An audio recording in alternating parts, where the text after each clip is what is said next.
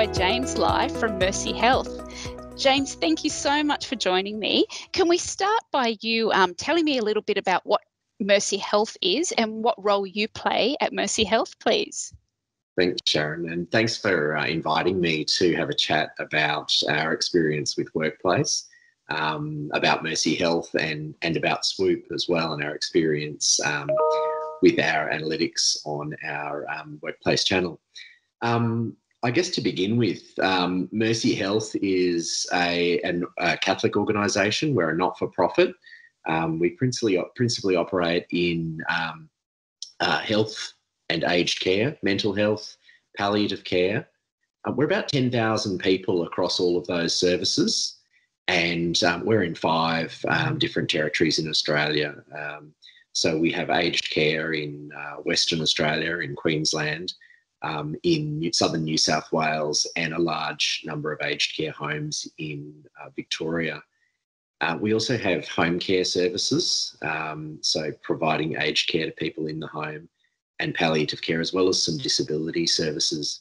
A lot of our workforce, and the majority of our workforce, tends not to be office-based, they're mobile. That's a really important part of our story in the way we need to communicate and connect with that very large group of people. I think the important thing about Mercy Health to understand is, as a Catholic organisation and as a not-for-profit, we're built on a very long tradition of connecting with the needs of the time and playing to the hearts and minds. Most of the people who come to work for Mercy come first and foremost because they want to do something for their community. They want to work for something more than the dollar or the job. And that creates a really good opportunity for us to engage with people on a whole range of fronts with a whole lot of different aspects of our story. And it's a really rich tradition built on going back, nearly 200 years, the story of the Sisters of Mercy and their founding in Dublin, so a world away. We're culturally very rich. We're a very diverse organisation. Though we're Catholic, we employ people of all faiths and no faiths, something like 160 cultures. I've lost count of the number of different languages represented amongst our staff. And interestingly, we're an organisation that has a much higher representation of women than men in our workforce. So a really interesting and exciting environment from a communication perspective to work with when we start to think about how we connect. James, I want to ask you all about your workplace journey and how you're using SWOOP as well, and we will get to that. But given the times that we're going through with this pandemic, it's really actually quite exciting to talk to you because you guys are at the front line. And I know you certainly have hospitals and aged care facilities in Victoria, in Australia. And Victoria, for those outside of Australia, may not know that Victoria got hit very hard with a second wave of COVID-19 cases, and the state was shut down again. Thankfully, we're getting some really good results, but there were a lot of deaths in the aged care facilities and things. So I'd love to just jump straight into it to hear, how did you use workplace? How did you use SWOOP? How did you communicate during this, hopefully once in a lifetime crisis? Yeah, okay. Well, a big theme and interesting, and probably we haven't had time for our feet to hit the ground to really analyse. But to say that we haven't put some thought into what that's been like is not true, because we're constantly having to reinterpret the environment in order to respond effectively for our people. I suppose if I think about the pandemic, and the language that people have used is normal or not normal or new normal. And if we think about it like that, then what we've had to deal with is constantly reinterpreting the way people are wanting to access information, wanting to connect, and the trust and stake that they have placed in the information that they're receiving. So all of our communication channels and all of our communication have been absolutely essential along that journey. The reality for Victoria, and what the rest of Australia has probably been seeing, is that the pressure on hospitals, on aged care, has come as a direct result of the spread of this virus in the community. So we're not only engaged in communicating about the work that we're doing with our people, we also need to constantly reinterpret what's been going on in the public sphere, because the pressure that's on all of those people who work with us, families of loved ones in aged care, visitors to our hospitals coming to see their son or daughter, a newborn, and their wife, people visiting the sick in hospital, all of those people are also part of our communication sphere. And so we've had to understand, in order to be effective internally, what those big messages are outside. So how do you relay that to your frontline workers? Yeah, well, it's interesting. I think this intersection has been a really happy one for us, in that we started probably more than 2 years ago thinking about a reinvention of our internal communication platforms.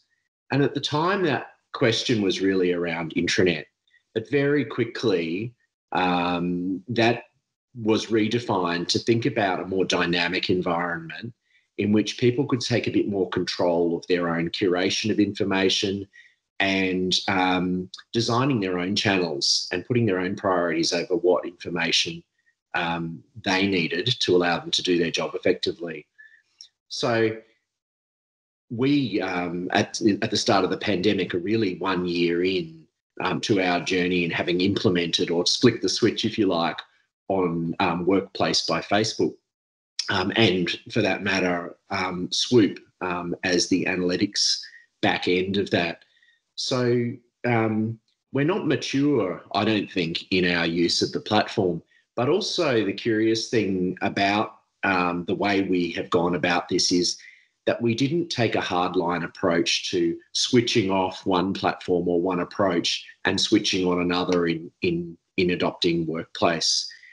We have tried to use key events and key challenges in the life and work of parts of our organisation to generate the opportunity for this platform to grow a bit more organically.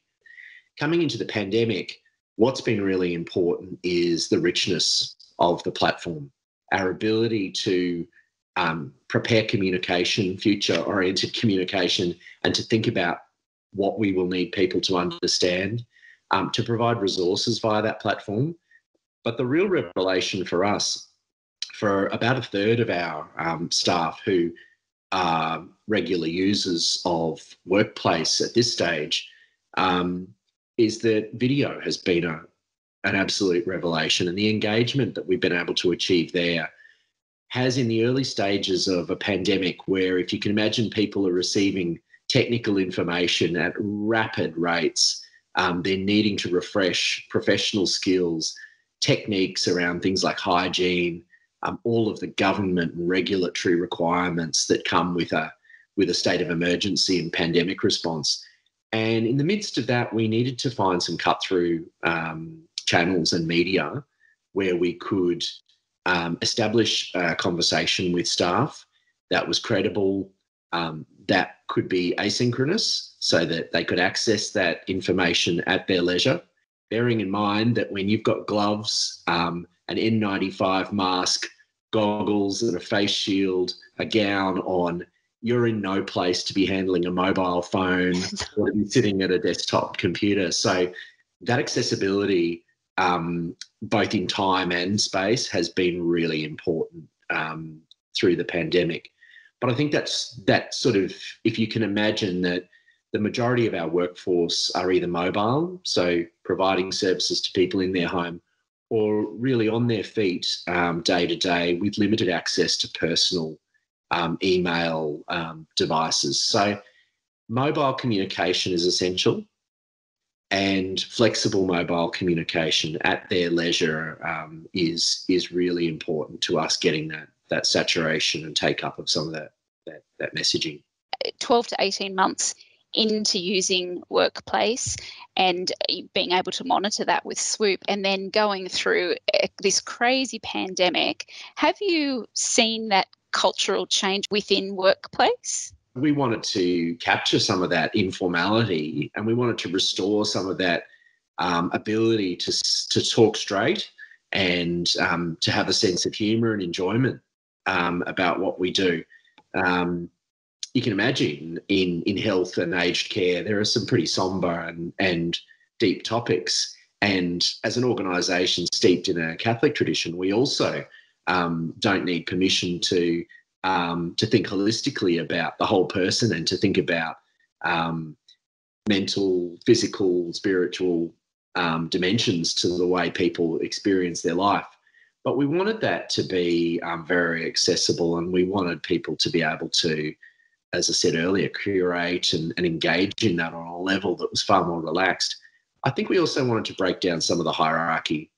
Healthcare can be, after all, and for very good reasons in times of crisis, very hierarchical in the way we make decisions.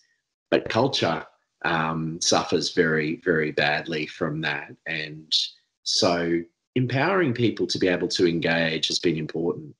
To have our group CEO, who I might say is very accessible physically and knows many people among the 10,000 by name, quite remarkably, but to have him accessible to all of our frontline staff is almost impossible.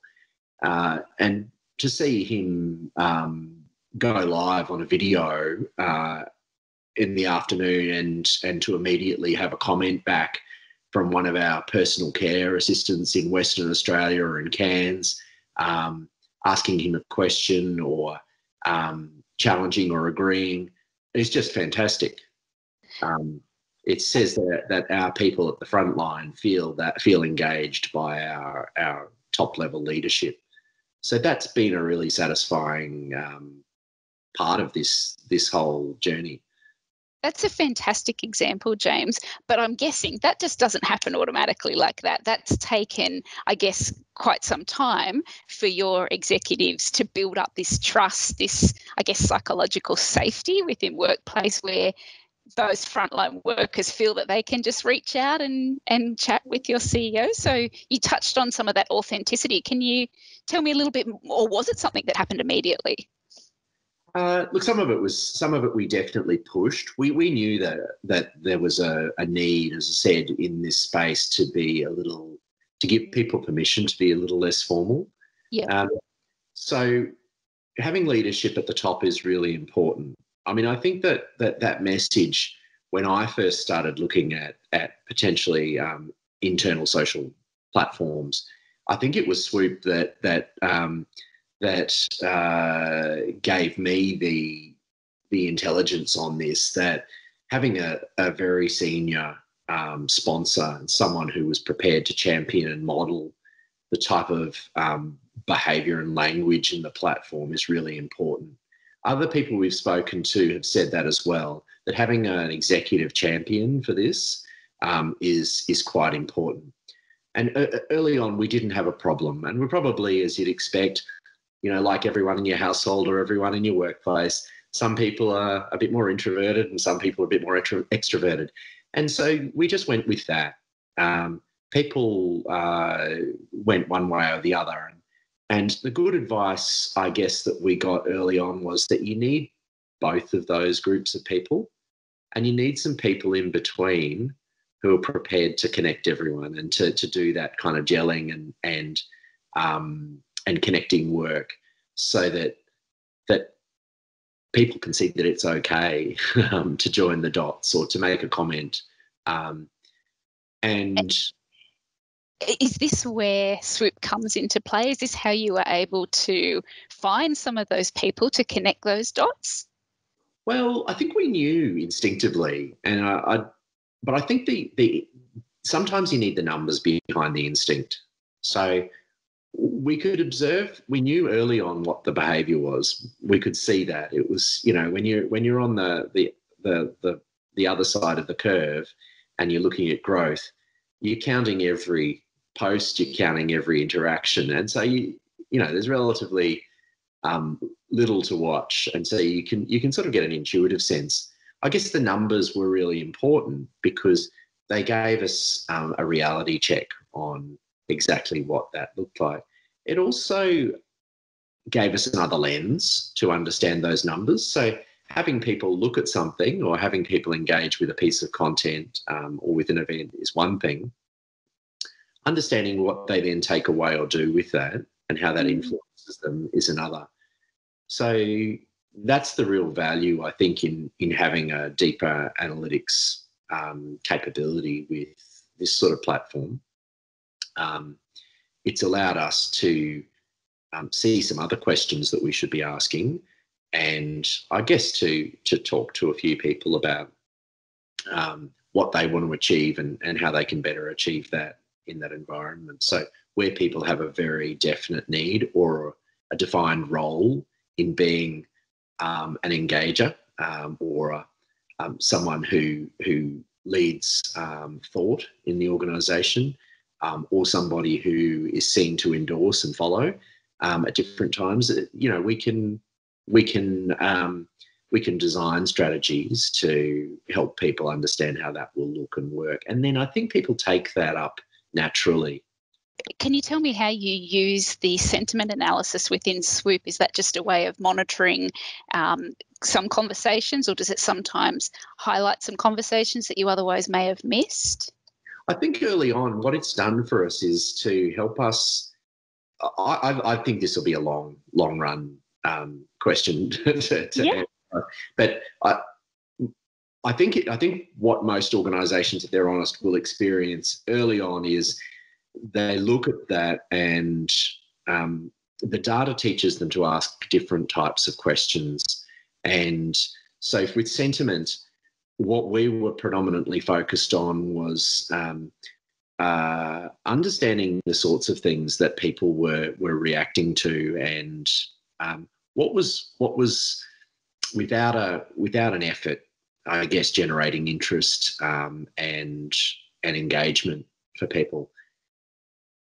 Look, we're a communications team, so we work with other parts of the organisation that have an operational imperative to engage people on particular things, whether it's improving safety or the quality of what we do, highlighting particular policies, or just the ethos and culture thing, asking people if they're okay. Those sorts of objectives, we need to be able to advise people, and they come to us and they say, how do you think we should do this? Or could we use Workplace for this? And I guess as communication professionals, we are being asked to give them a little more than have a go advice. Yeah. We're trying to help them structure their message in a way where we know it'll fit appropriately into the channel and get to people and give people an opportunity to act on it. That's one of the great things about this. There would be that primary analytic there of engagement, and then there's another dividend that we see, which is the action, the usability of that information, the sharing with other people, and that secondary benefit, that secondary value is probably the more powerful. But you don't get one without the other. You've got about a third of your employees actively engaged on Workplace.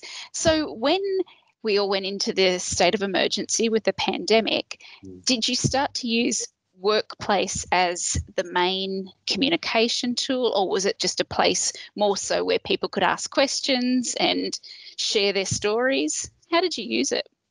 I think we shifted. We intentionally shifted some communication to Workplace because it enabled us to stream the messaging or the content that we needed to, and to clear some of those channels. Email was very heavily used, and it's been with us for a long time. It's well understood, but the limitations are also really frustrating for a person who only looks at their email once every 2 weeks or once a month when they get their payslip. to have 1,000 emails and to expect that the one we've popped in there is going to receive their attention is not realistic. One of the things we had to do was to be able to cheaply and effectively repeat our messaging over and over in ways that were fairly portable, approachable. And interestingly, this hasn't been something that we have done recently, but early on in the pandemic, communicating with people via live video really signalled to our people that the top leadership in the organisation and a number of people who that potentially never met but who were making really important decisions that would affect their work were prepared to stand up and talk to them directly and talk straight. The language was direct. It acknowledged their circumstance and where they were at. We had really good and immediate feedback from our workforce and from leadership across the organisation on what the experience of our people was.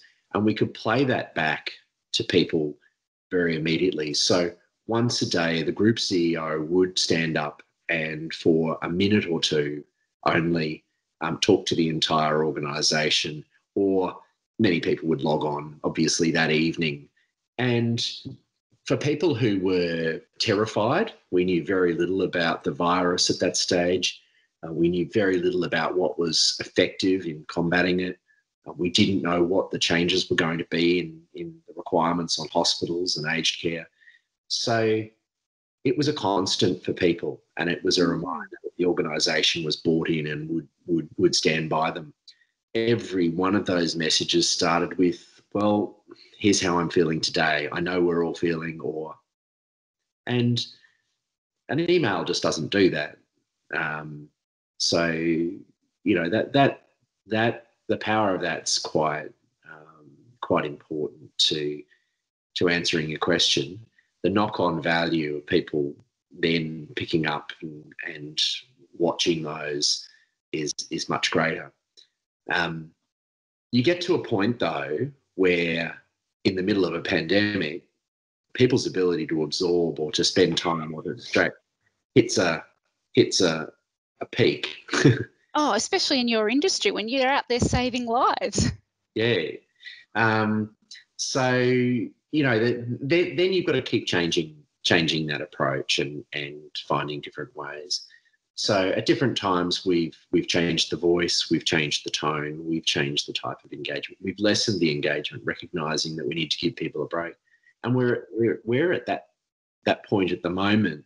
I wouldn't say it's particularly affecting our social channels like workplace, but certainly we're really cognizant of the fact, particularly for our Victorian employees, that they're experiencing this fatigue. Yeah, of course. And so, you know, we started the conversation talking about what are some of those things that people have done and what, you know, how have you gone about it? The natural temptation at times has been to jump on opportunistically on things, and then, you know, parts of the pandemic, like getting in touch with people in an emergency. There are aspects of this platform that would have allowed us to do that and to capitalise on engagement there, and just have to be really careful that that you're sensitive to where people's minds and hearts are at the time as well. Absolutely. And are you able to use some of the analytics from SWOOP to sort of monitor that as well, to know when you need to back off as well as over communicate? Because sometimes you just have to over communicate. Yeah. Other times you need to back off. Yeah. Well, sometimes we have an obligation, that's right. And so we don't have a choice but to communicate. I guess the interesting thing for me around engagement and the analytics there is being able to see which areas of the organisation, the dark or private pockets, are really active. And we know what those groups do, and we know what projects they're working with. So some of the core things that we need to achieve in our health services, we know that they're highly active and engaged within those projects and within those teams on workplace. And we can see that it's a lot of collaborative work, a lot of sharing and collaboration. So that's what we want to see. in the lead up to, for instance, our accreditation process, so the survey that allows us to gain accreditation to run our hospitals. It's what we want to see around projects that are trying to achieve important cultural change, like change in safety. And those are two of the areas where we've seen phenomenal take-up and intuitive take-up of the group, the collaborative functionality. So the analytics were telling, and probably, you know, we could have predicted some of that, but they've been really satisfying as well. And in the case of our some of our safety work, we did encourage that. So we demonstrated what could be done and gave a few examples. There are areas of the organisation that are still discovering this culturally. I mentioned before that a health workforce, for instance, doesn't just work for one health service. A lot of our doctors, nurses will work across hospitals and across health providers. And not all of them have Workplace by Facebook, and some of them have proprietary communication platforms. And so, you know, we have an extra cultural hurdle there, an extra point of resistance in people taking this up.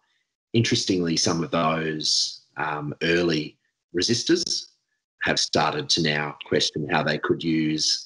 So it probably vindicates, you know, the early and obvious male is then vindicated by the analytics, which show people putting the toe in the water very late.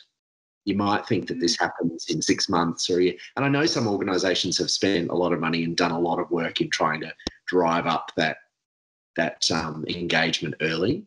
And I think, I don't know what happens with their active users, but I think we'll probably kind of meet them halfway.